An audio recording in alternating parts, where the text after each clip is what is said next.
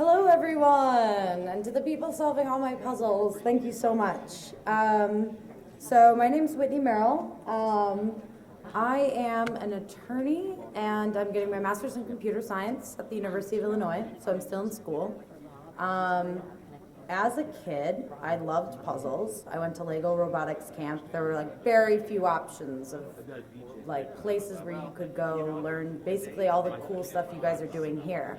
And so I've been doing it my whole life, all sorts of puzzles and crypto, but my grade school didn't really have much of a computer science program, so I ended up doing it really late in life in law school.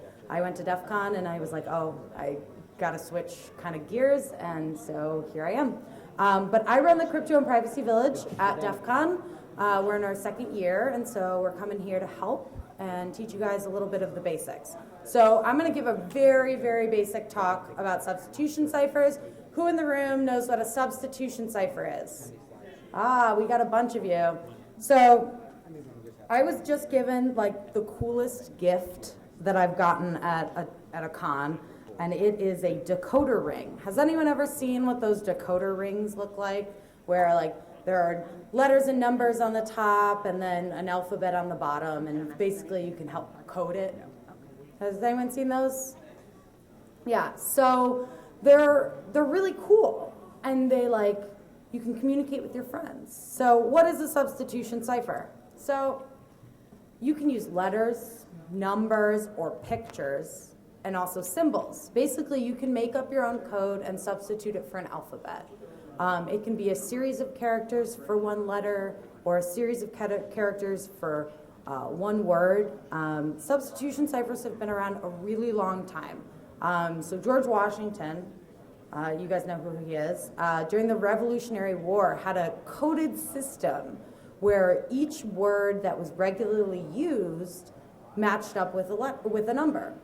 And so it was a pretty simple system in that like A was 1 and maybe horses was 27, but that way they could, only the people who had the book to decode could like read the message. And so they've been used a lot for a long time. With modern day computers, substitution ciphers aren't the best for encryption.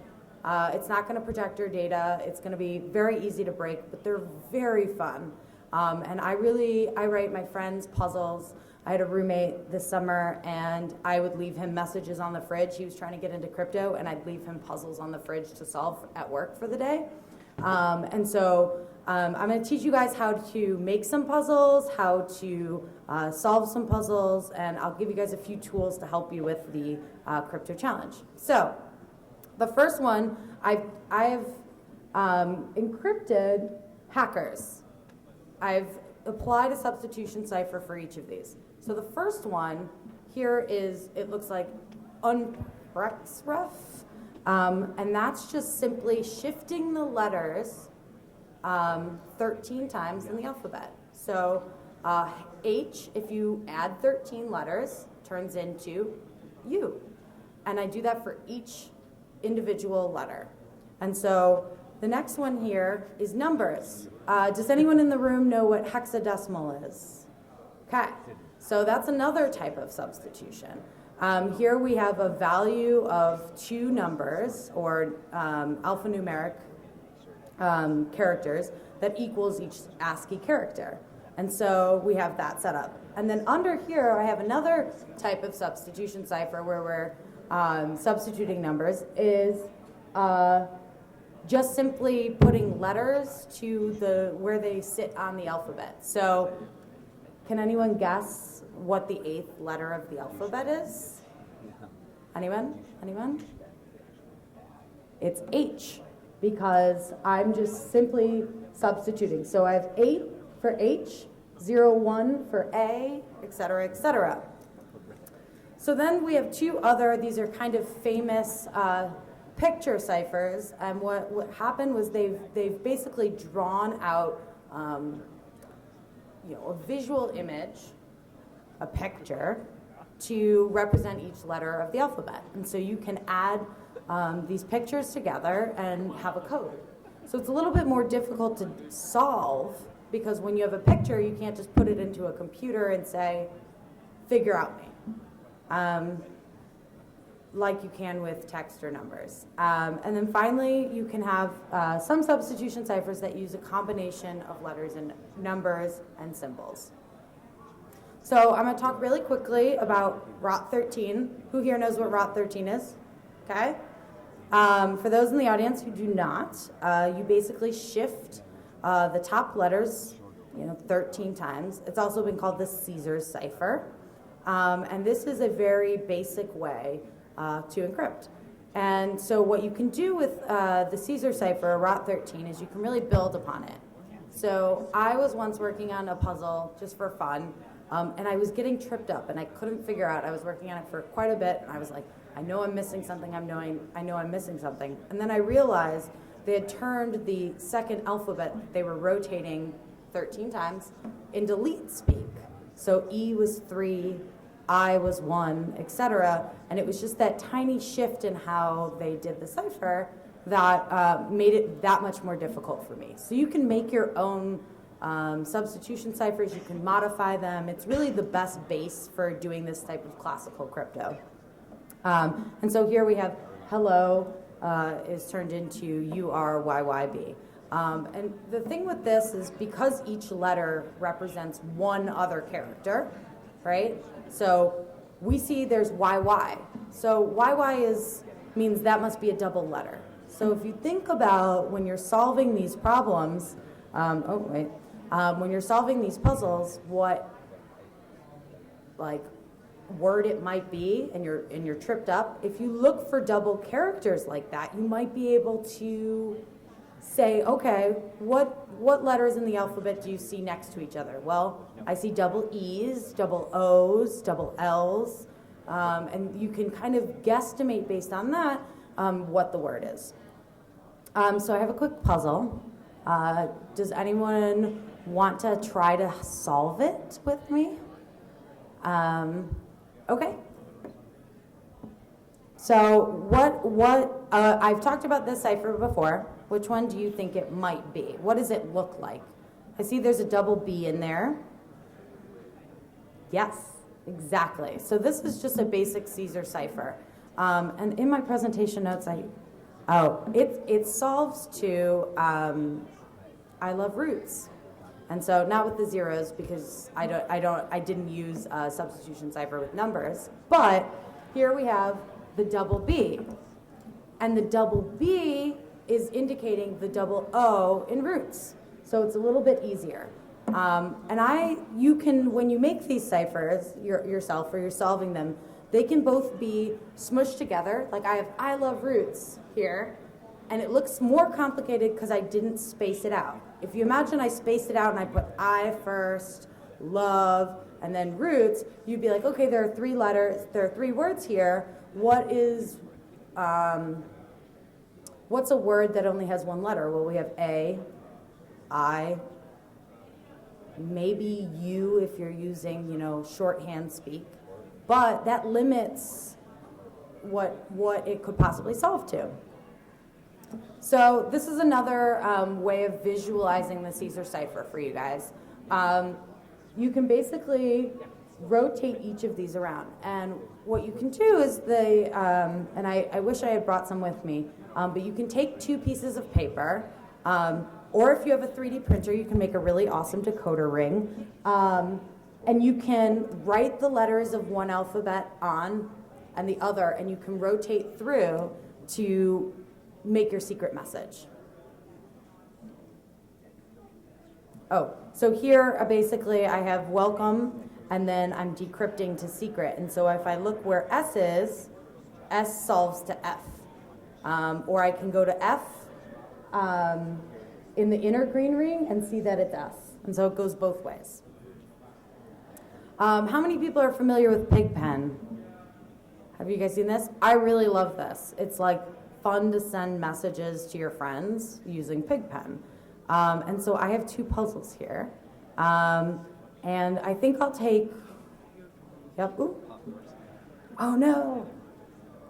You guys saw my presentation notes. Uh-oh.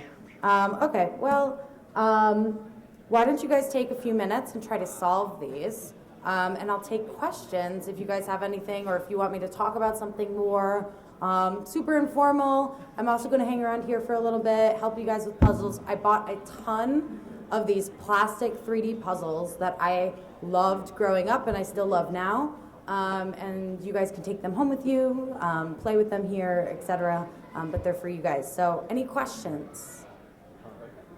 Anything I can help? So I'll leave this up for a few minutes. Do you guys want to try to solve it?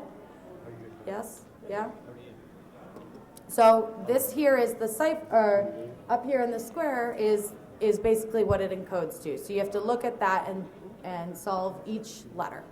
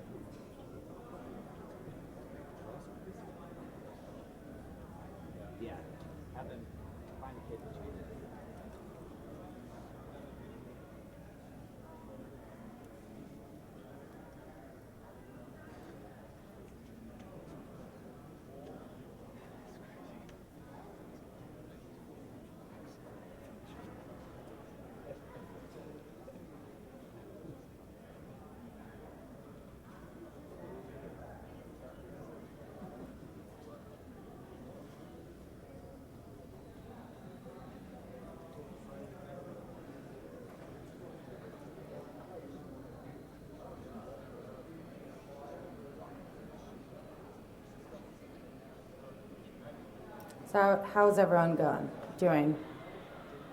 Are we getting letters out? Okay, awesome. So the other cool thing you can do, I'll just chat some more while I'm hanging out up here. The other really cool thing you can do is you can make puzzles multi-layered. So what will happen is you'll say hello and you'll do rot 13 on it, and then maybe you'll turn that into hexadecimal. So now we've got two layers that when you solve it the first time from rot 13, you don't know exactly, or if you start at hexadecimal and you solve it, it looks like a bunch of gibberish, and you're not sure if you're on the right track. And then there's a second layer of turning that into rot 13. So, cool stuff for, writing secret messages.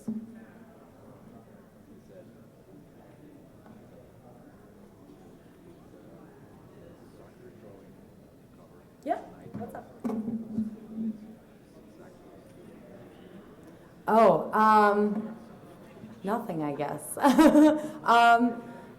My biggest regret was not taking computer science as a major in undergrad, and I really like classical crypto and ciphers, and I think it has a lot to do with privacy, and there's a lot going on right now with privacy and crypto. And kind of the tension between the government and the people, and so it kind of just like all falls together, and it's fun.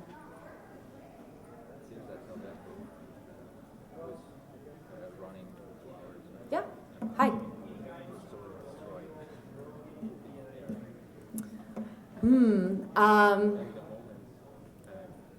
Take as many math and science classes as you can. Like that was. I mean, I went to Lego robotics camp and I was the only girl, and so, don't be afraid if your friends don't go and do the exact same thing you are. Teach your friends what you've learned. They'll probably think it's really cool. I think that's, a good way, or you're already here. I mean, this is like really awesome, so, yeah.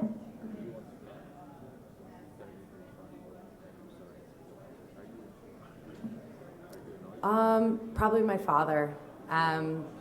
He's a radiologist, so he's a math science kind of guy, and so he would invite me to solder projects he had in the house, and I went to a school that fortunately forced you to do a science fair project every year, and he came up with some really interesting, innovative solutions where I think I was in 4th grade, and I was trying to think of a science fair project, and my dad wanted to teach me like basic engineering skills, and he's like, let's make a bubble maker that, you know, rotates through. We'll build it out of Connects, and we'll get motor. And we went to a science store and like got all the pieces, and he helped me. And I think that was, you know, innovative, creative things, you know, keep you engaged. So how's everyone doing on the ciphers? So I hope I did this right. Now I'm kind of scared. So I think the next speaker is supposed to come up. What I'll do is I'll be over at the tables, and I'll have my laptop up so you guys can take a look at it, or I'll show you guys where to access this information so you can help decode and try to figure this out. Sound good? Okay. Thank you so much, everyone.